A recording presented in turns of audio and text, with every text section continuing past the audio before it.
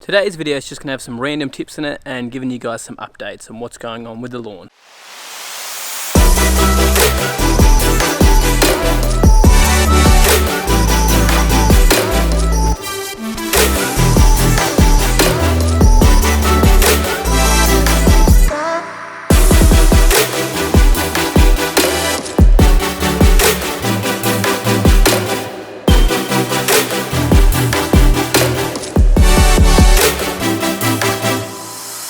Yo mate, what up? Welcome to another lawn tip vid. Alrighty, so as I said at the start of the video today, it's just with some random tips going on here at my house here. And the washing's still on the line. I wonder if I can find my undies. Undies. None of my undies, so I won't show them. Anyway, so I'm going to show you guys, I'll show you guys right now actually, how the plant doctor stuff has been working. So let's have a look at the backyard. Coming up pretty good. The colour has come back quite a lot. Now I did give it a cut the other day, so I'll put a photo up of what it looked like before I gave it a cut. So there was a bit more green colour to it. It was actually looking really good. Then I gave it a cut and it sort of looked a little bit white again, but it is definitely improved from last week. If you haven't seen last week's video when I used some plant doctor stuff to try and fix it up a little bit from my scalp, look at it. I never remember what side it's on. I think it's that side. Have a look at that and yeah, you'll see how it transitioned from last week to this week. But anyway, the colour's come back pretty good. There's still a few spots that are struggling a little bit, but that's the way it is. I mean, you don't expect something to work within a week when you've scalped your lawn back too much, unless you gave it a heavy fertiliser with some nitrogen, which I didn't do. I was just using organic based products, so it's looking pretty good. Now, before we start getting into the tips and the other stuff that's going on in my backyard, I just want to let you guys know that I've actually started a Patreon. So if you guys want some customised tips for your backyard and some advice, a lawn plan, whatever you need, there's a few options on my Patreon where you can get some personalised tips from me to help in your backyard. So I'll put that in the description below my profile there, but it's just patreon.com/lawn tips, and find me there if you want some advice from me to help you out with your lawn. Looks like the kids have been having some fun in the backyard.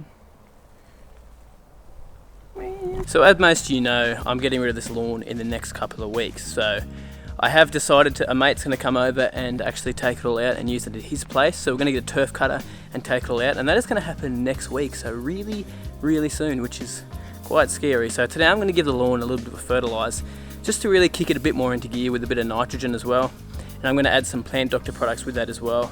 And I've also found a patch out the front, which I'll show you guys in a minute, that I think is grub damage, and I'm going to go check that with you guys as well. So I'll do a bit of detective work and just make sure it is grub damage, but I'm pretty sure it is just by the signs of what it looks like out the front.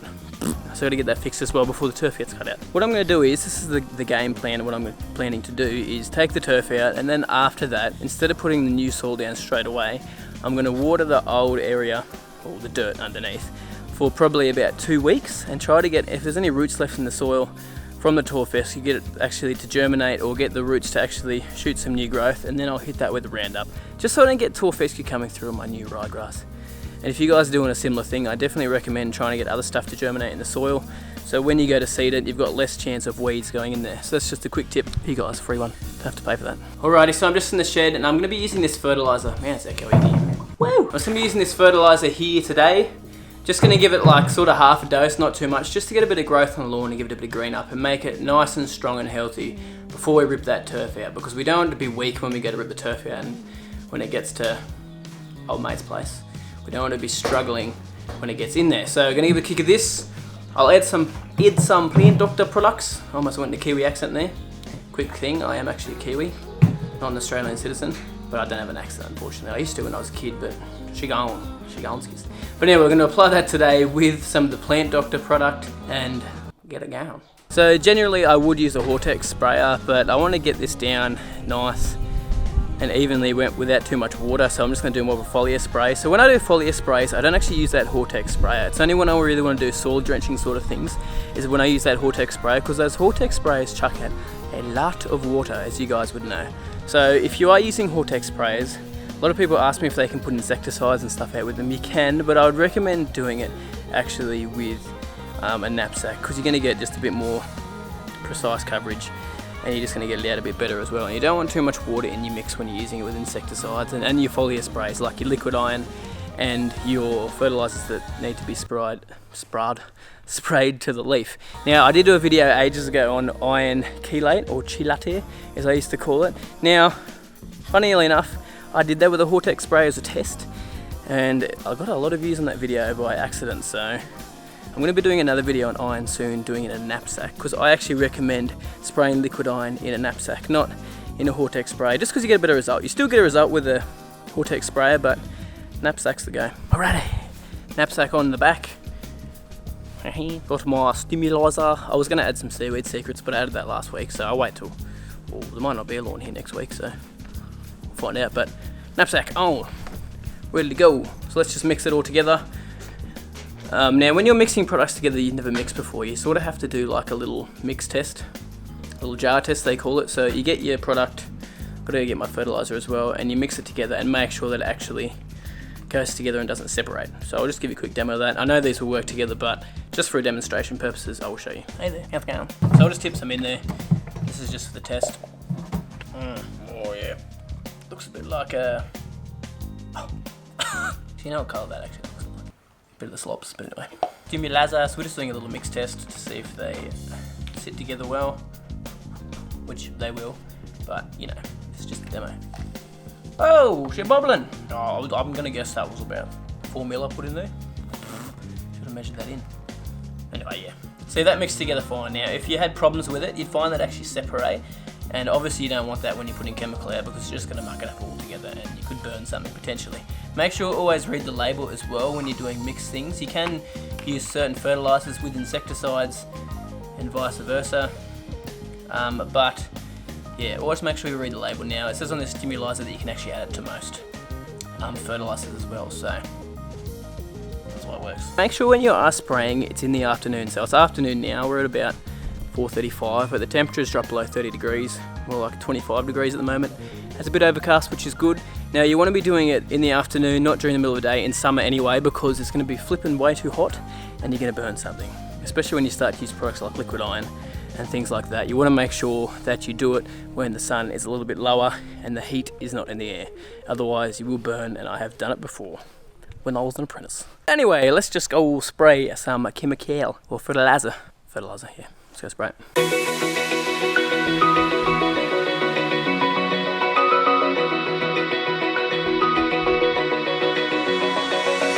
Open eye, feel the waves cut through me, hypnotized by the sounds I'm breathing in. Hold tight, chemicals collide. Hold tight, hold tight, hold tight. Dripping lights paint the skies, all because of you. Alrighty, so when you are finished and you have a little bit of chemical left over, spray your plants with it. Yeah. Come on, boy. Spray that. Right. Spray me, boy. Alrighty, spraying all done. It looks like there's a bit of a storm coming in. There's no rain predicted, so I'm guessing it's just going to be a quick little shower, which a quick shower won't matter. You'd probably be worrying if you had heaps and heaps of rain following you putting that down, because it'd probably wash it out of the soil. But it's a foliar app, but it can also be a soil drenching app as well, so I'm not too worried if it does rain a little bit, because it'll just get down to the soil anyway. Not too fussed, it'll still work. So a couple of quick little tips when you are spraying: make sure you keep that nozzle at knee height with the knapsack, and also if you've got some stripes in the backyard, it's also easy to follow your stripes to where you spray. Now, if you don't stripe your lawn, because I know a lot of us don't, you can actually just make sure you got a sunny day and the sun's sort of reflecting off the grass blades, so when you spray it, you can see where you previously sprayed just by the light reflecting off the moisture that you left on the leaf. That's sort of what I do. Or I can see my footprint sometimes. It really just depends on your lawn. The rains are coming in, boy. Alright, out the front of the house now. I get nervous sometimes when I'm coming out the front because someone sees me. It's a bit weird. Who's this black out on the camera? Anyway, oh, there's a bloke over there. Anyway, we'll keep going. So, here is that spot. Let's get lower. That I was talking about. Now, I think that is some black beetle, so I'm just gonna have a check now and I'll show you if it is. If it's not, well, this is pointless, but let's just get down there and have a squeeze. Alrighty, so if it pulls back really easily, it's gonna be black beetle, like the roots are detached. So I'll show you. I've shown you guys in this videos before, but just in case, real live demo. Oh, No, I don't think it is. Oh, yep. Yep, it is. As you can see, that was easy to pull back. So we pulled that back and check this out. Little turd. What a little rascal. Look at that, they eat away at the roots and they hide away. Another one there. Hide away in there. So if you find a little section like that in your backyard that is that tiny and it's only done that much damage, what you can do is do it with a watering can. So you don't have to get the knapsack out, or little, I don't know, whatever you used to spray stuff with. I normally get a watering can out for parts that size and put in about 5 to 10 mil. Now, I haven't actually said this before on the channel.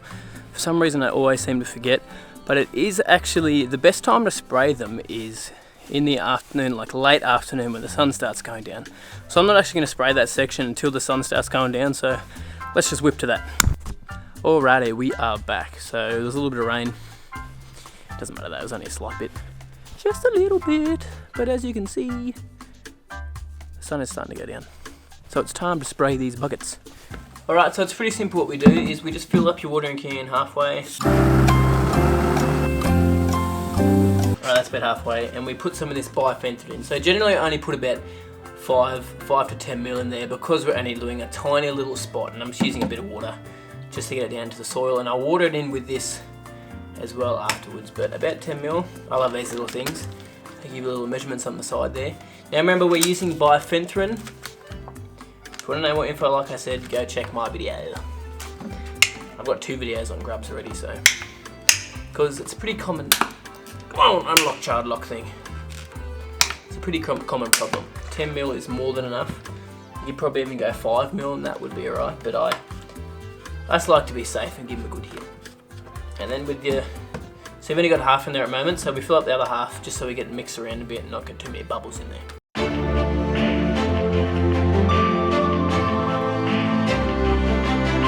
Let's give it a water in so it gets down to the soil and you actually knock those grubs as well. Alrighty, so that's about it for this video. So next week the lawn is getting taken out, so that's pretty full on, so wait for that. I probably won't do a video next week for it because it's getting done this Saturday. I normally shoot before the Saturday, so we'll probably have a final mow video or something for this lawn. Just a goodbye mow, you know, just to reminisce in the memes.